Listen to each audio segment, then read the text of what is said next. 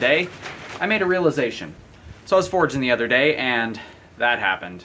My little 12-ounce ball peen, one of my 4 12-ounce ball peens that I have, decided it was going to break its handle.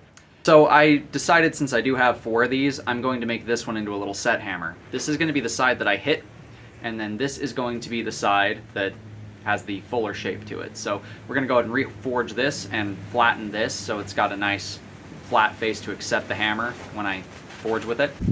And I went ahead and used that draw knife that I had before and fixed the hammer handle to where it's usable again, because I'm not about to go and buy another handle if I can just make this one work. Because with a set hammer, you're not swinging it very much, you just need the handle there to hold it in place while you hit it. So let's go ahead and forge a set hammer. First, we're just going to upset the back end of this until it's flat enough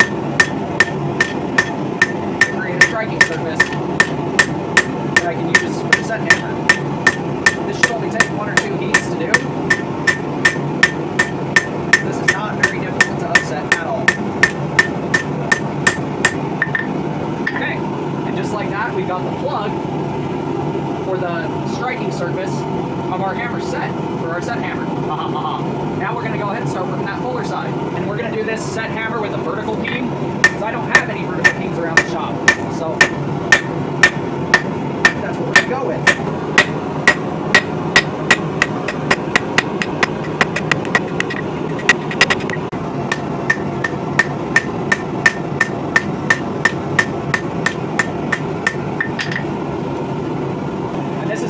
Back and forth battle for me of shaping and upsetting.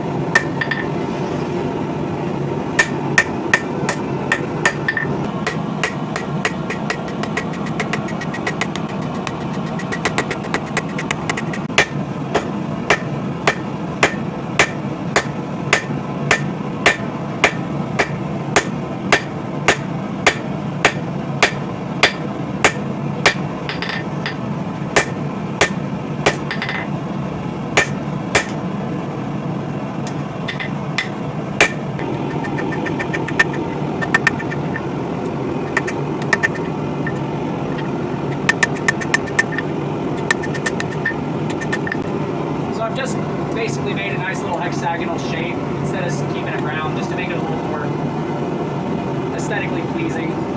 I'm going to keep the original maker's mark on there and wear safety glasses when using that's punched on there, just because I think that's going to be hilarious. But now we can go ahead and do the longest part of this build, which is going to be hot filing this into a more fuller-like shape.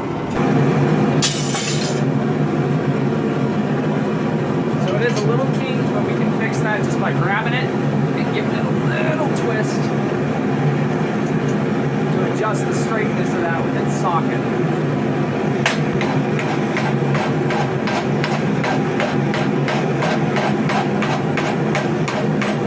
Now we'll go ahead and get this nice and flat before we start rounding things up.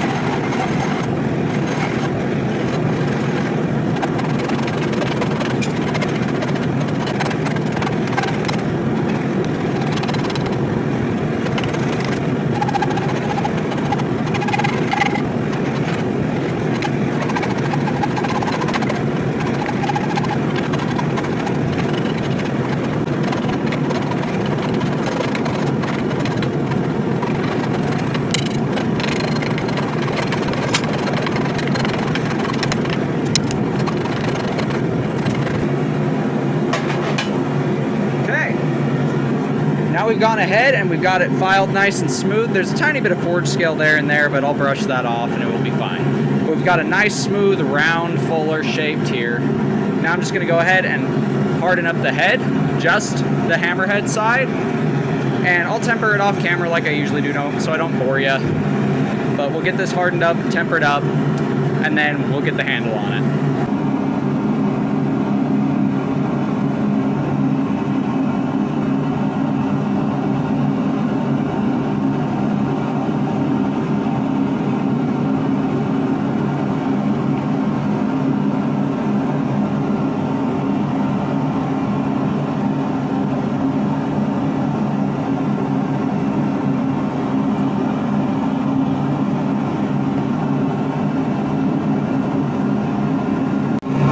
So I decided instead we were going to do a more traditional hardening and tempering. So we hardened the bit and we left that really, really hard. And then we let this area temper a little bit, as you can see by that nice blue and straw kind of color we have going on here. So when you're hardening and tempering tools, especially forge tools, this is a easier way to do it if you don't have a kiln or things like that. You can do a differential heat treatment where you have really hard, tempered and hardened and softer. So yeah. So it doesn't quite fit because I was a smart guy and I shaped it before I forged it. So the eye has kind of changed shape, and I don't have a hammer eye punch that fits this size. So we're just going to carve this down just a little bit with our draw knife here.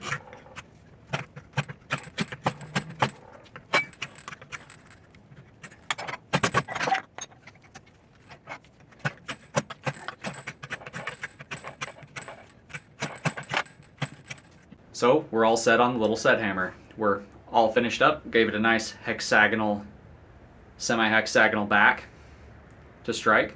It does have a little tiny chip right there, but that's okay. I left it soft on this side anyway, so this is just going to deform and chip over time from use anyway. This is a shop tool that will be used on hot steel. It's not something that's supposed to be this beautiful, pretty little thing. And yes, I'm still learning how to use my draw knife. Obviously, it works. I now have a set hammer that is usable. I had 4 ball peens, now I have 3 ball peens and a set hammer. But that does it for today's video. If you guys like what you've seen, do me a favor and do that thing right there. And until next time, God bless, stay sharp out there. If you're looking for a custom hand-forged sword, knife, axe, whatever, polearm, if you're fancy, link at the end of the video. You know how it goes.